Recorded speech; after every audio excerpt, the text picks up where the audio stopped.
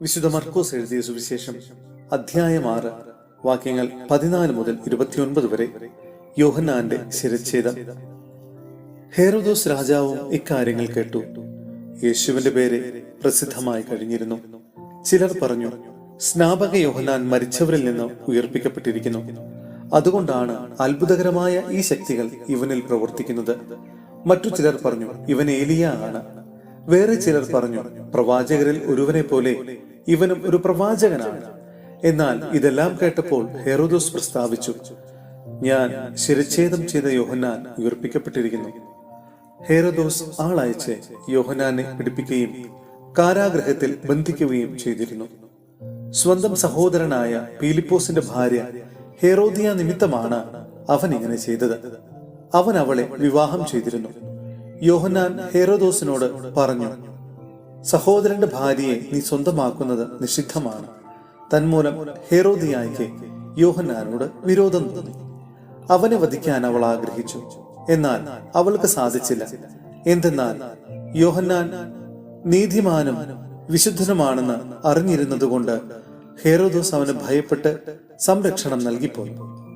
അവന്റെ വാക്കുകൾ അവനെ അസ്വസ്ഥനാക്കിയിരുന്നെങ്കിലും അവൻ പറയുന്നതെല്ലാം സന്തോഷത്തോടെ കേൾക്കുമായിരുന്നു.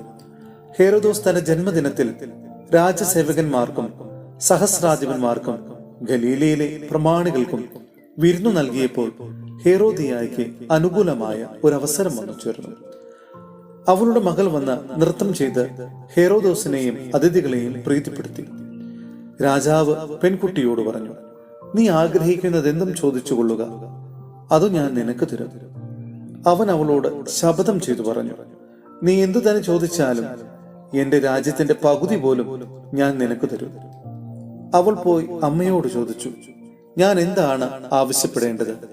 അമ്മ പറഞ്ഞു, സ്നാപക യോഹന്നാന്റെ ശിരസ്. അവൾ ഉടനെ അകത്തു വന്ന് രാജാവിനോട് ആവശ്യപ്പെട്ടു, ഇപ്പോൾ തന്നെ സ്നാപക യോഹന്നാന്റെ ശിരസ് ഒരു തളികയിൽ വെച്ച് എനിക്ക് തരണമെന്ന് ഞാൻ ആഗ്രഹിക്കുന്നു. രാജാവ് അതീവ ദുഃഖിതനായി.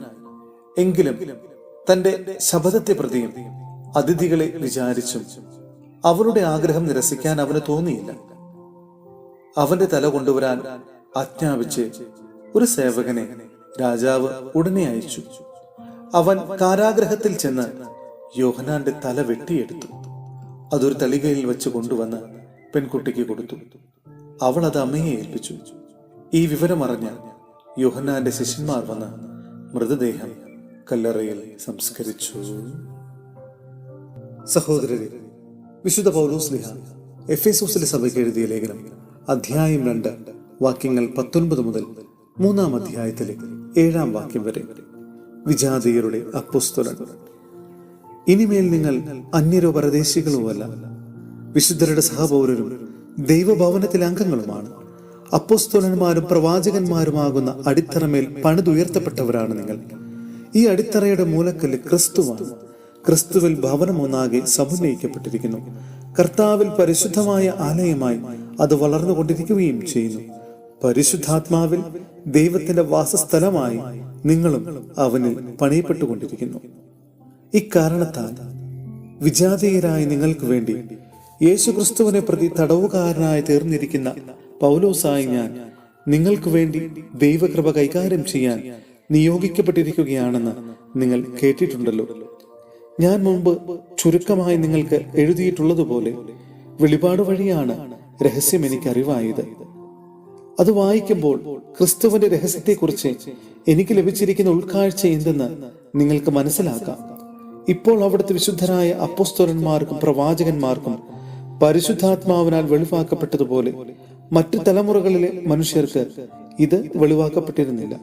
ഈ വെളിപാടനുസരിച്ച് വിജാതീയർ കൂട്ടവകാശികളും ഒരേ ശരീരത്തിന്റെ അംഗങ്ങളും സുവിശേഷത്തിലൂടെ യേശുക്രിസ്തുവിൽ വാഗ്ദാനത്തിന്റെ ഭാഗഭാക്കുകളുമാണ്. ദൈവത്തിന്റെ കൃപാവരത്താൽ ഞാൻ ഈ സുവിശേഷത്തിന്റെ ശുശ്രൂഷകനായി അവിടുത്തെ ശക്തിയുടെ പ്രവർത്തനങ്ങളുടെ ഫലമായിട്ടിത്രേ എനിക്ക് ഈ കൃപാവരം നൽകപ്പെട്ടത്.